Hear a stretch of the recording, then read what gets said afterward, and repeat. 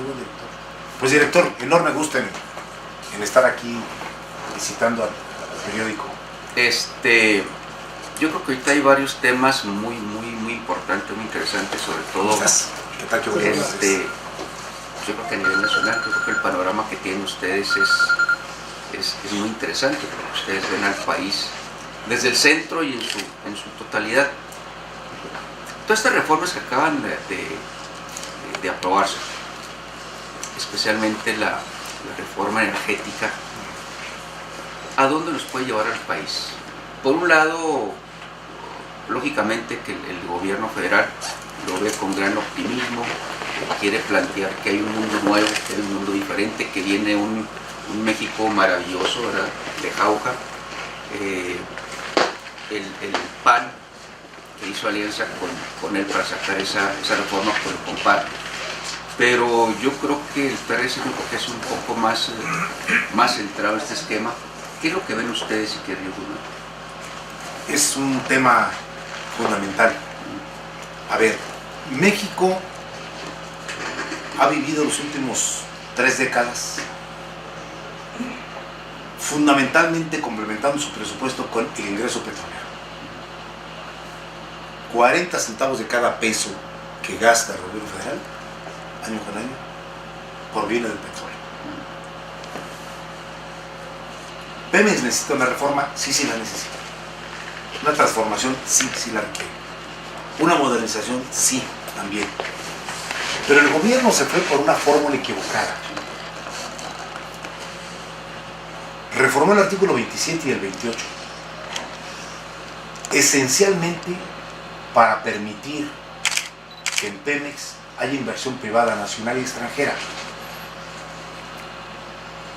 Pero eso no es lo más grave, sino que la fórmula de la asociación es por la vía de la sociedad.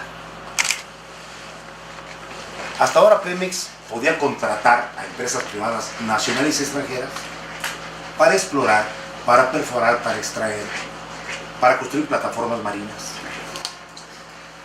Cuantificaba el costo de ese trabajo y pagaba incluso la tecnología necesaria. Pero siempre mantenía la propiedad sobre el petróleo. Y ha pagado enormes cantidades de millones de dólares por trabajos que las empresas le hacen a Pemex. Pero ahora se deslumbraron con el tema de la inversión privada. Le han apostado muchísimo a que vendrá una cantidad impresionante de inversión privada, miles de millones de dólares al país. ¿Pero con qué esquema? Con el esquema de la sociedad. Es decir, le van a decir a la empresa extranjera, tú explora de donde hay petróleo, tú perfora, tú extrae, y de cada barril que salga, una parte es para Pemex y otra parte para ti. ¿Por cuánto tiempo? Hasta que se agote el yacimiento. Y con alto riesgo, además, de que prospere o no prosperará. Hay el riesgo de que puede prosperar o no la perforación, pero lo que están haciendo con esta reforma es hacer socias a las empresas extranjeras de todo el petróleo que hay en su suelo, literalmente. Es un negocio fabuloso. Nosotros no lo compartimos, no podemos aceptarlo. Suelo decirles, para que se entienda más el fenómeno, que es como si uno contrata a un plomero para arreglar la tubería de su casa, para arreglar el aljibe y el tanque, y en lugar de pagarle al plomero por su trabajo, le dice uno, a ver, tú compra el tubo, tú compras la bomba, arregla el aljibe con tu dinero y te voy a pagar con una recámara. O sea, te hago copropietario de la casa.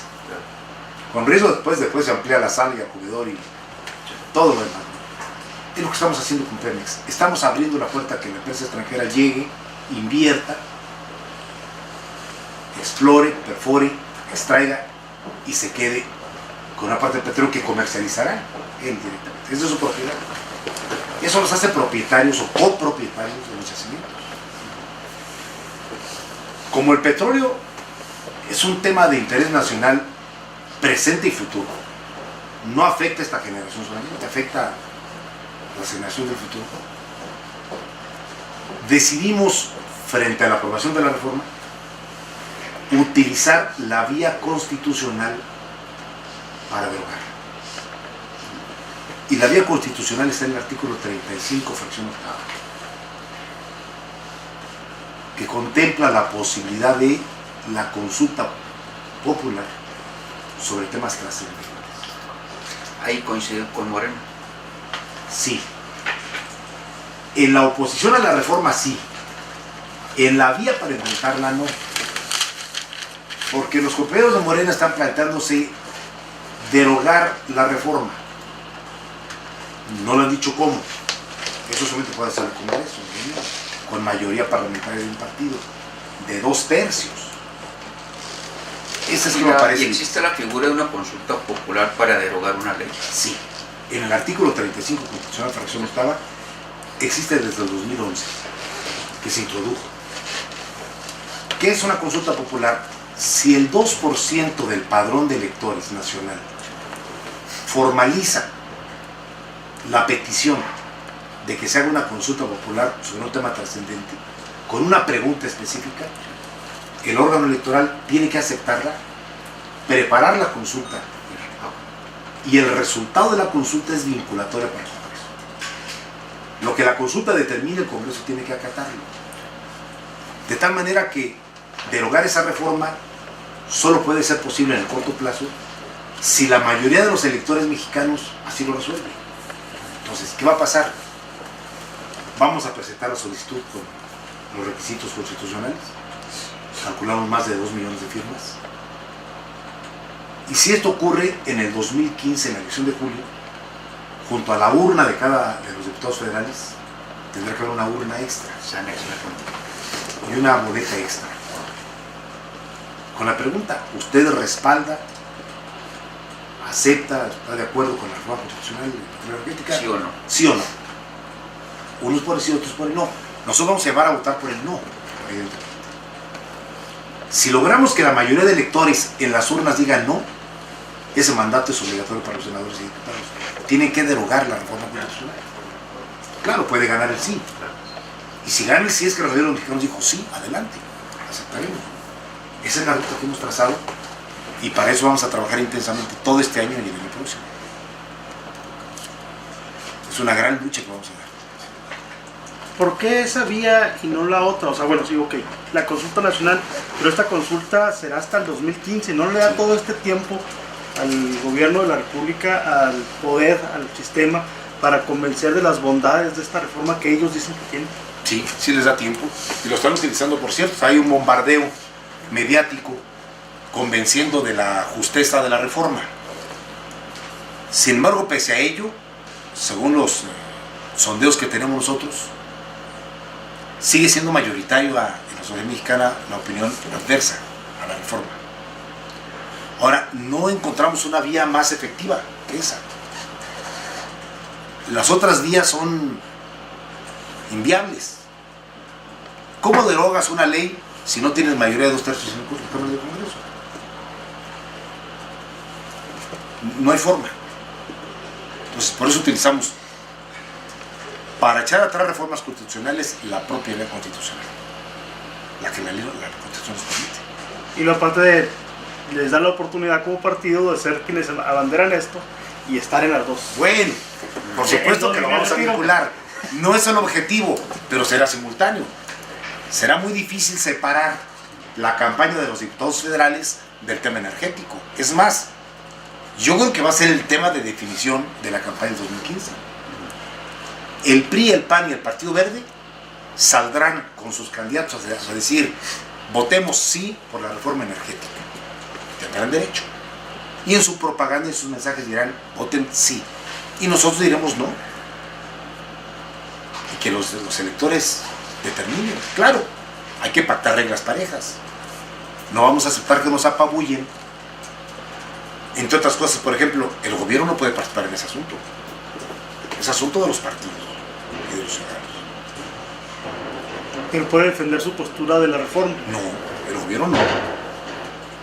Pueden defender a los partidos que lo aprobaron, el PRI, el PAN y el Verde, en los tiempos que el órgano electoral les asigne para la campaña, para que estemos en igualdad de condiciones, si no, no se vale. Si el gobierno le avanzara toda su campaña mediática en favor del sí, Como entonces está haciendo ahorita. como está haciendo ahorita, estaríamos compitiendo contra el PRI y contra el gobierno juntos. Si eso fue lo que hace unos años eliminamos, ¿no? Separar al PRI del gobierno. Pero bueno, o sea, una cosa es lo que la ley dice y otra cosa es lo que en la casa se hace, ¿no? O sea, poder dejar que Pemex se defienda y decir que Pemex trae su campaña como la que pagó 400 millones de pesos, una campaña publicitaria, y yo lo otro cheque que sacó para Televisa de, que era 45 millones de dólares por esa campaña. De aquí a que empiece la campaña electoral, Podrán hacerlo. podrán hacerlo. Al momento de iniciar la Por campaña, cierto, la campaña empieza en octubre de este año. Es decir, entonces, el proceso electoral empieza en octubre de este año. Y el órgano electoral tendrá que decir quietos. Viene una consulta, habrá reglas, habrá tiempos en radio y televisión, habrá campañas formales. ¿De quién? De los partidos, no del gobierno. El gobierno no tiene que ver en los procesos selectivos ni de consulta.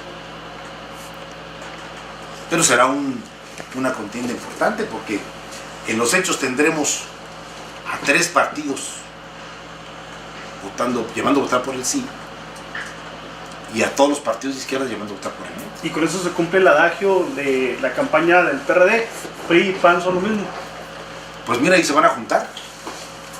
Se juntaron para hacer la reforma constitucional, se tendrán que juntar para defenderla y para llamar a los electores a que la respalden. Habrá una diferenciación. Ahora, no puedo dejar de decirlo, para nosotros mejor que el PRI y el PAN salgan juntos en 2015 a defender una posición de senaduría. Hay un problema muy serio de seguridad que ahorita se ha desatado en Michoacán. Y Michoacán, bueno, a lo mejor nosotros, ¿qué podemos decir de inseguridad? Si nosotros aquí en Chihuahua ya pasamos una etapa 2010, 2011 terrible, que no está resuelto del todo, pero bueno, a como llegó a estar. Pero ahora Michoacán tiene un esquema muy diferente, sobre todo los referentes que tiene. Ha sido un estado que fue gobernado por el PRD, ha sido un estado donde fue el anterior presidente panista de aquí, y ahora es un estado gobernado por el PRI. Sin embargo, ahí como que la violencia está enraizada con otro tipo de características, ¿sí? Y sobre todo con una reacción muy inédita que, con el surgimiento de esos grupos de autodefensas. Para el PRD, la existencia de ese tipo de grupos es la incapacidad del gobierno federal de resolver un problema, o la incapacidad local, o la corrupción. Hoy estamos realmente a niveles de narcopolítica, donde ya el narco ha carcomido estructuras totalmente de los gobiernos y controla, y las propias gentes se hartaron y ellos por su propia cuenta quieren sacarlos o defenderse. Habría que ubicar cuál es el origen del tema de Michoacán. Michoacán vio nacer a un grupo delictivo local con características muy especiales que no se parecen a ningún grupo del país. El solo nombre ya denotaba algo raro: la familia, se puede denominar. Y sus primeros pronunciamientos eran en defensa de los valores de la familia michoacana, diciendo: y vamos a defendernos para que otros grupos criminales no entren a Michoacán. Y crecieron con respaldo social, hay que reconocer eso, con ese discurso. Es el único grupo delictivo en el país que creció con una base social muy importante en el territorio de Michoacán. Pero engañoso. Pero engañoso. Sí, porque eso vamos a cuidarnos. Porque engañoso, porque iniciaron con ese planteamiento. Droga ajena. El tráfico de drogas.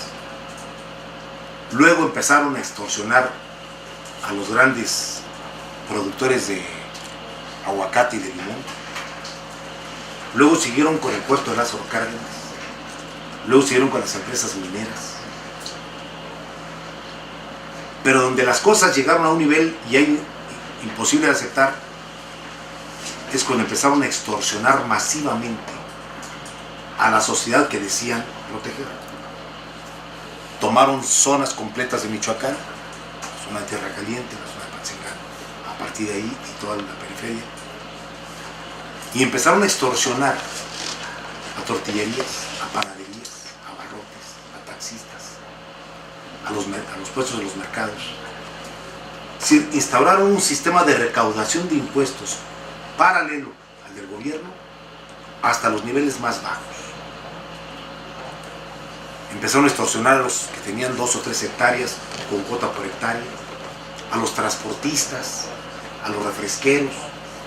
Era una extorsión generalizada, incluso afectando la vida personal de las familias michoacanas. Sus esposas, sus hijas, las secuestraban, se las llevaban. Era un abuso llevado hasta el extremo social. Y esto generó un fenómeno que es la legítima defensa de personas que decidieron armarse ante la ausencia del gobierno. Porque el otro fenómeno frente a esto fue que Michoacán ha conocido 2 veces la alternancia. Gobernó el PRI y luego gobernamos 2 periodos nosotros. Y luego los ciudadanos michoacanos nos mandaron a la oposición y le dio la oportunidad al PRI. Pero la alternancia fue una regresión terrible para Michoacán. Se equivocaron de candidato. Michoacán vivió más de un año sin gobierno, sin conducción política. Y no solamente eso, permitieron que el grupo delincuencial decidiera quién ganaba y quién perdía en una elección municipal. Y un dato que no es menor, aceptar que los candidatos del PRI fueran financiados y apoyados por el grupo delincuencial. ¿Cuáles son las consecuencias de eso? Ausencia del gobernador y un PRI vinculado directamente con el grupo delincuencial, y por lo tanto territorios completos tomados por la delincuencia. Crean una sensación de absoluta inseguridad. Hace 6 meses el PRD en Michoacán exigió públicamente una intervención federal. No se podía sostener esa situación. Un PRI en crisis, 2 gobernadores, uno enfermo, el otro en funciones, disputas internas, y el territorio michoacano abandonado. El PRD exigió que era necesario que el gobierno de la República interviniera, era su responsabilidad. Y lo acaba de hacer. Nosotros pensamos que esa intervención era indispensable. Hay que hacerlo de manera cuidadosa pero enérgica. Y atender el fenómeno del surgimiento de grupos de civiles armados en defensa de su integridad, ¿Qué de sus legitima derechos. la ausencia de gobierno? Es decir, bueno, en la Constitución está establecida la legítima defensa. Si alguien por la noche entra a tu casa a robar y amenaza a tu familia, a tu patrimonio, tú tienes derecho a tener un arma en tu casa y defenderte. ¿Qué pasa cuando esa agresión a tu familia, a tu patrimonio, a ti mismo, se da de manera social? Ya no solamente en la casa, sino en todo el territorio. Ellos recurrieron a la legítima defensa armándose. Ahora, hay un problema. Debe encuadrarse ese levantamiento ciudadano, debe encuadrarse en la ley, porque hay un riesgo de que eso se desborde en bandas autónomas, armadas, sin control. Ese es el gran reto de Michoacán. ¿Cómo atajar la delincuencia y combatirla? Y cómo legalizar en cuerpos regulares a los ciudadanos armados. ¿Y ese riesgo puede darse en todo el país si se dan circunstancias parecidas de que empiecen a brotar ese tipo de grupos? Tengo la impresión que no. Michoacán tiene características especiales, igual que Guerrero, por cierto. No veo, afortunadamente, condiciones en otras partes del país, Chihuahua, por ejemplo, para que los ciudadanos desesperados recurran a organizarse para armarse y defenderse. No veo este esquema, pero el de Michoacán y el de Guerrero en otros términos sí hay que tener. ¿Por qué Chihuahua no? Dice que no hay esas características. ¿Qué sí hay en Chihuahua que evita eso? Bueno, aquí el tema de la seguridad ha venido disminuyendo afortunadamente. Y por cierto, no solo con acciones militares y policíacas. Los recursos invertidos en Ciudad Juárez, la política social, la atención al tejido social en Ciudad Juárez, para poner un ejemplo muy particular, es una política que nosotros proponemos. Los estallidos de violencia tienen orígenes. Y un origen es la descomposición de la sociedad por el abandono, por la pobreza, por la marginación, por la falta de políticas públicas, por la impunidad, en donde cada quien puede hacer lo que se le pegue la gana y no pasa nada. Y eso tiene que enfrentarse de manera social, no solamente combatiéndolo con policías y militares. Y en Chihuahua es una sociedad mucho más desarrollada, afortunadamente. En Chihuahua hay tradición de trabajo, de esfuerzo. Aquí se premia el esfuerzo de la gente, trabaja intensamente. Su situación geográfica les ayuda mucho en la frontera con Estados Unidos a tener una vinculación comercial y económica mucho más intensa que no se da en Estados Unidos. Ahora platícanos aquí del PRD a nivel local. ¿Cómo lo ve? ¿Cómo Me ayuda anda? Hortensia a platicar de eso. ¿Cuál es el motivo? Lo conoces bien, Carlos. Tema que conoces.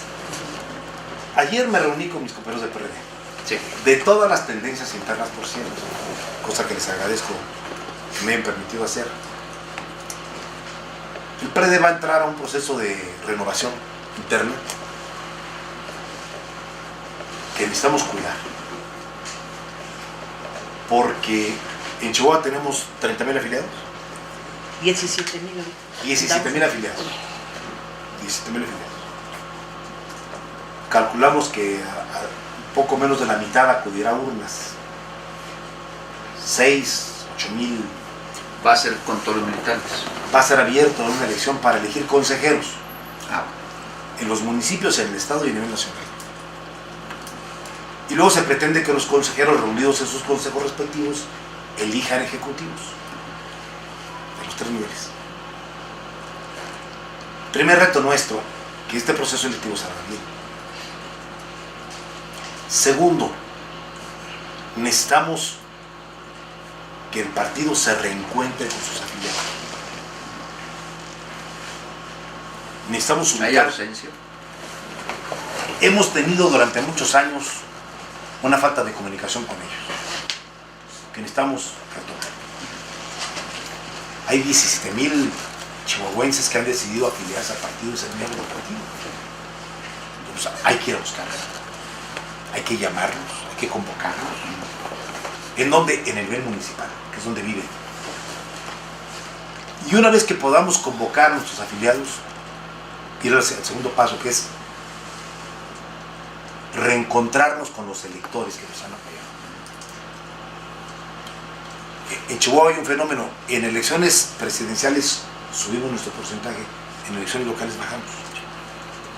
Se explica de muchas diversas maneras, entre ellos la cobertura mediática, el debate presidencial, los recursos que los partidos utilizan, la gente entra al debate de los candidatos presidenciales, hay muchos fenómenos. Y localmente, cuando hay una elección local, baja la atención y sube la abstención de otros. Bueno, pues necesitamos que la gente que ha votado por el PRD la busquemos, nos comuniquemos con ella, les mandemos mensajes y sobre todo la escuchemos. ¿Qué están pensando? ¿Qué están queriendo? ¿A qué aspiran? ¿Qué quieren que su partido diga y actúe? Para que se sientan representados por nosotros en el Congreso del Estado, en los ayuntamientos. Ese es el gran reto, y no es menor. Unidad interna, organización de nuestros afiliados, reencuentro con nuestros electores, trabajo permanente desde los municipios. Ese es el reto del PRD. Y desde luego, el PRD de Chihuahua no puede hacerlo solo. debe contar con el apoyo nacional, si no, no podrá hacer un esfuerzo mayor. Esos son los temas que ayer tratamos con los compañeros. Hoy buscando cuáles han sido las últimas declaraciones, me llamó mucho la atención cuando decías que el PRD hoy tiene el gran reto de no parecerse al PAN en su proceso interno. Cuando históricamente el PRD en sus procesos internos, bueno, la izquierda de México, yo tengo la teoría de que creció por callosineses. Hay una célula, empieza a bullir, se generan 2, bullen, se generan 4, llega un momento que hacen muchos, se vuelven a juntar una gran célula, hasta que no empieza a bullir otra vez. De ahí surge Morena, de ahí tú vienes de TESUM, vienes del PCM, vienes de como Don Eberto, vienes de toda esa corriente. Ciertamente la de Don Eberto, una de las más serias de la izquierda en México. Pero sí esa ebullición hacia el interior del PRD. Aquí asistir a un consejo del PRD era la nota más deliciosa que me pudieran encargar a mí en la fuente política. Yo sé, yo acudí. Porque era ver la discusión hasta por en qué punto al orden del día se iba a tocar el tema de tomar lista, no tomar lista cuando era más importante. Entonces, pero ver esa ebullición que había antes en el PRD, donde sí se daban hasta con la cobija, ahora la vemos en el PAN. O sea, decir que el PRD no debe convertirse en lo que le pasa al PAN no fue demasiado duro, o fue un vistazo en retrospectiva a lo que le ha pasado a tu partido. Es ubicar el fenómeno que está ocurriendo en el PAN y curarnos en salud antes de que nos cura a nosotros. El PAN vive una de sus peores crisis de su historia, porque la discusión en el PAN no es entre dogmáticos y doctrinarios y liberales o neopanistas. El trato que se dan unos con otros, no digo los calificativos para no ser los míos, pero se tratan feo, francamente. Y el PAN está en una confrontación a la luz pública. Perdón, ¿les afectó mucho el poder, no? Los 2 años que estuvieron en el poder. Los dejó mal impuestos. Sí.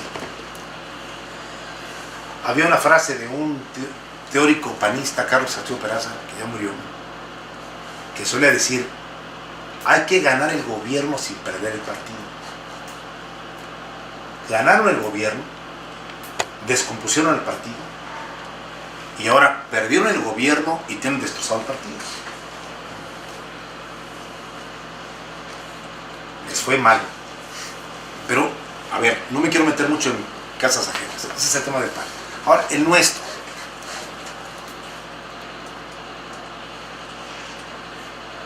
Nosotros tenemos que cuidar el proceso interno, porque si se nos descompone.